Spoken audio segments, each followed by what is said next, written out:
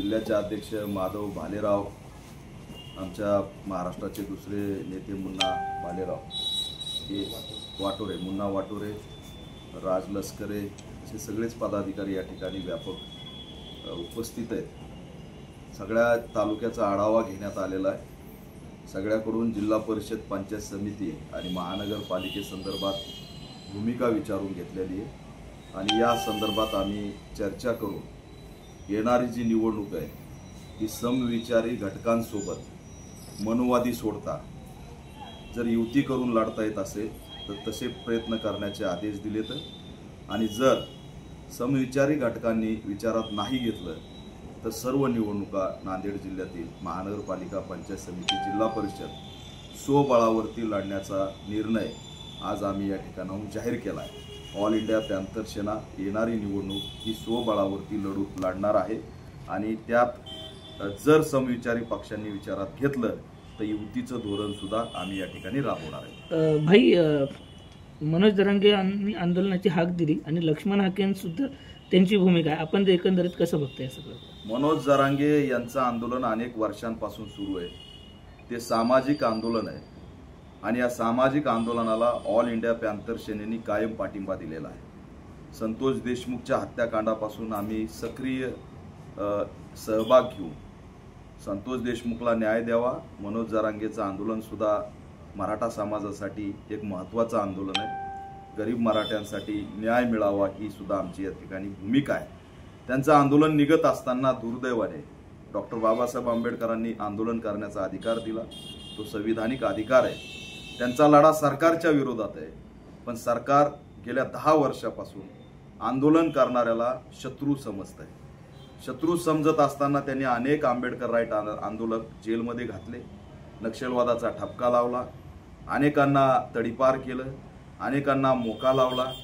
जिल्ह्यामध्ये लढणारे जे आंदोलक आहेत त्यांना शत्रू समजून, नक्षलवादी समजून जेलमध्ये डांबण्याचं काम ह्या मनोवादी व्यवस्थेने केलं असा माझा थेट आरोप आहे आणि म्हणून त्याच धर्तीवर मनोज जरांगेच्या आंदोलनाला सुद्धा शत्रूच्या दृष्टिकोनातून बघण्याचं काम या ठिकाणी या व्यवस्थेने सुरू केलंय आणि ते आंदोलन रोखण्यासाठी लक्ष्मण हाके, नवनाथ वाघमारे, नितेश राणे, चित्रा वाघ, फुके असतील, दरेकर असतील, लाड असतील, हे असे सदावर्ते असतील, असे लोक अंगावरती घातले आणि यांच्या माध्यमातून कायदा व सुव्यवस्थेचा प्रश्न कसा निर्माण होईल? दुर्दैवाने सरकारच दंगली घडवण्याच्या मानसिकतेत आहे। नागपूरला लक्ष्मण हाके प्रेसमध्ये सांगतात की मी गेवरायला चाललो, त्याला मारणार आहे, दांडे काढा, आणि 5 तासामध्ये तुम्ही पोलीस म्हणून, आयबी म्हणून त्याला अटक करू शकले नाही। तो गेवराईमध्ये येतो, गोंधळ घालतो, त्या ठिकाणी काट्या काढतो। कायदा व सुव्यवस्था बिघडून मनोज जरांगे यांचं आंदोलन कसं थांबवता येईल हा त्या ठिकाणी सरकारने प्रयत्न केला आणि त्यामुळे सरकार या ठिकाणी एक्सपोज झालेलं आहे। मी लक्ष्मण हाकेंना या माध्यमातून विचारतोय की ओबीसी साठी दीपक केदार लढतोय, मेंढपाळांसाठी दीपक केदार लढतोय, आपल्या ओबीसी समाजाचे सामाजिक प्रश्न गंभीर आहेत, त्याच्यावर लढलं पाहिजे। जर मनोज जरांगेंच्या आंदोलनाचा लढा जो सरकारच्या विरोधात असेल तर व्यक्तिगत लढाई तुम्ही का करताय आणि कुणाच्या इशाऱ्यावरती करताय? गुणरत्न सदावर्ते कोर्टात काय जातात, ऍक्टिंग काय करतात, नक्कल काय करतात, जोरात काय बोंबलतात? अरे काय मिळणार आहे तुम्हाला? गुणरत्न सदावर्तेंना कायम शूद्र म्हणून आरएसएस मानतं। गुणरत्न सदावर्तेंना आमदार केलं नाही, खासदार केलं नाही। किती दिवस झालं गुणरत्न सदावर्ते या व्यवस्थेची हुजगेगिरी करतायत? काय दिलं सरकारने, काय दिलं आरएसएसने? कारण आरएसएसच्या दारामध्ये सदावर्ते सुद्धा शूद्र आहेत, गुलाम आहेत आणि त्यांना गुलामीची वागणूक दिली जाते। त्याच्यामुळे मी त्यांना सुद्धा आवाहन करतोय की अशा पद्धतीने सामाजिक तेढ निर्माण होईल।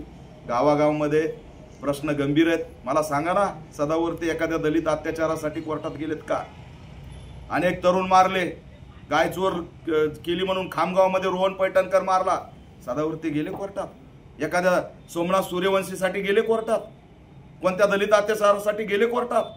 मनोज जरांगेच्या विरोधात कोर्टात जायचं, सामाजिक आंदोलनाला रोखायचं, दिशाभूल करायची। लक्ष्मण हाकेंनी सांगायचं मी सामाजिक न्यायासाठी लढतोय।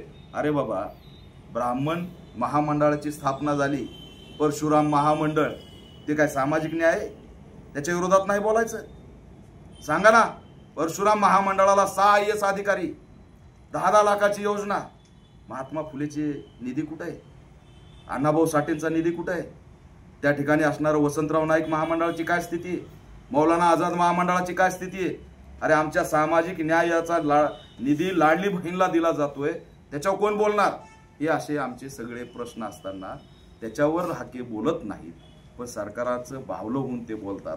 आणि म्हणून आम्ही या सगळ्यांच्या विरोधात आहे आणि त्यांना आव्हान करतो की तुमची इमेज गमावू नका, थिल्लरपणा करू नका. सर, सामाजिक चळवळ किंवा आंबेडकरी चळवळ दाबण्याचा प्रयत्न केल्या जात आहेत या महायुती सरकारकडून, असं आपण सांगितलं.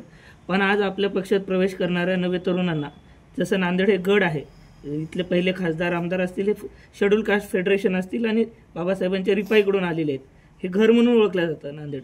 तर या परिस्थितीत आपली सामाजिक आणि आर्थिक स्थिती एकदम दाबण्याचा प्रयत्न युतीकडून होतोय.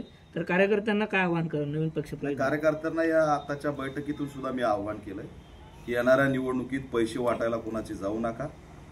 राजकीय भिकारपण आपण सोडलं पाहिजे. आपलं स्वतंत्र अस्तित्व आहे नांदेडमध्ये.